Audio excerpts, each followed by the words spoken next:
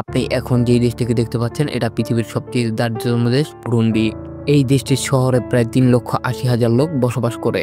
আর এখানে বসবাসকারী 65% মানুষের বয়স 25-এর নিচে এবং 32% মানুষের বয়স 25-এর ঊর্ধ্বে এবং 3% মানুষের বয়স 65-র উপরে। এই দেশটির শিশুদের খেলার জন্য ভালো কিছু নেই।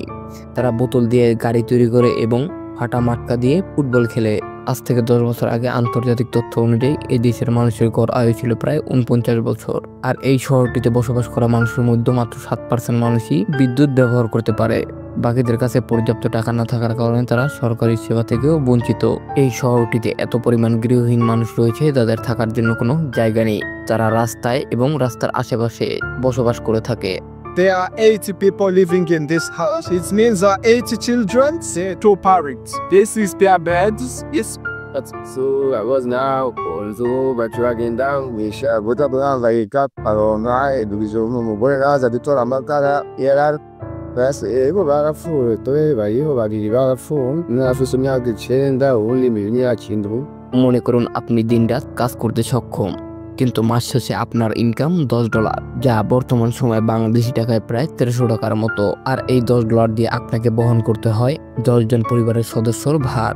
আর $1 সমান সমান ওই দেশের টাকায় দাঁড়ায় প্রায় 3000 বুরুন্ডিয়ান ফ্র্যাঙ্ক। এই দেশটিতে নেই কোনো উন্নত মানের বা আধুনিক মানের প্রযুক্তি। প্রতিদিন সাইকেলে করে 100 থেকে 150 কেজির মতো মাল বহন করে তাদের 70 থেকে 80 কিলো রাস্তা পাড়ি দিতে হয়। And they might go and get back around 9 hours. তারা প্রতিদিন কঠিন পরিশ্রম করতে সক্ষম, কিন্তু দিন শেষে বাজারে গেলে তাদের পণ্য বিক্রি করতে তারা ন্যায্য মূল্য পায় না। তারা এই সাইকেলে করে পণ্য বহন করে দিনে মাত্র 90 সেন্ট উপার্জন করে। তাদের মধ্যে কেউ কেউ এই দূরত্বকে এড়াতে ট্রাকের পিছনে হাত দিয়ে ধরে রাখে, যা যে কোনো সময় মারাত্মক দুর্ঘটনা পর্যন্ত ঘটাতে পারে।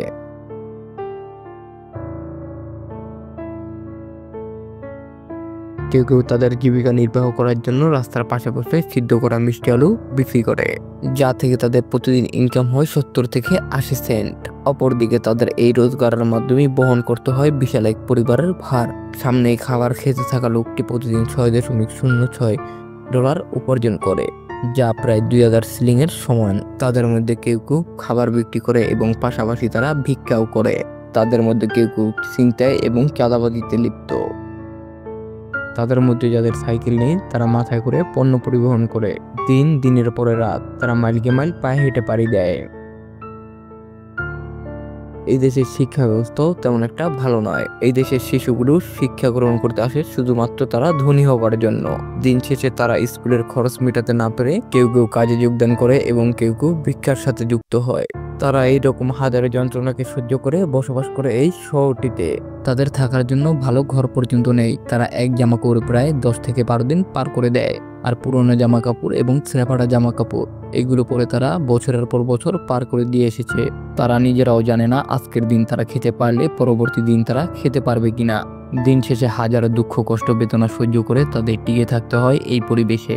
একটু ভালো থাকার জন্য তারা কঠোর পরিশ্রম পর্যন্ত করতে প্রস্তুত। তাদের মধ্যে বসবাস করা বেশিরভাগ মানুষই না খেতে পেয়ে মারা যায়। তাছাড়া তাদের কোনো অসুখ বিসুখ হলে তারা ডাক্তার পর্যন্ত দেখাতে পারে না। হাজারো কষ্ট যন্ত্রণা ভোগ করে এই অসুখ বিসুখ নিয়ে তারা মারা যায়। বুরুন্ডি দেশটিতে লোকজন কষ্ট করলেও তাদের এখানে বেঁচে থাকা কষ্টসাধ্য ব্যাপার। তো আপনি যদি এমনই রহস্য রোমাঞ্চকর এবং আনকমন ভিডিও দেখতে পছন্দ করেন, বিলাস এই চ্যানেলটিকে এখনই সাবস্ক্রাইব করুন।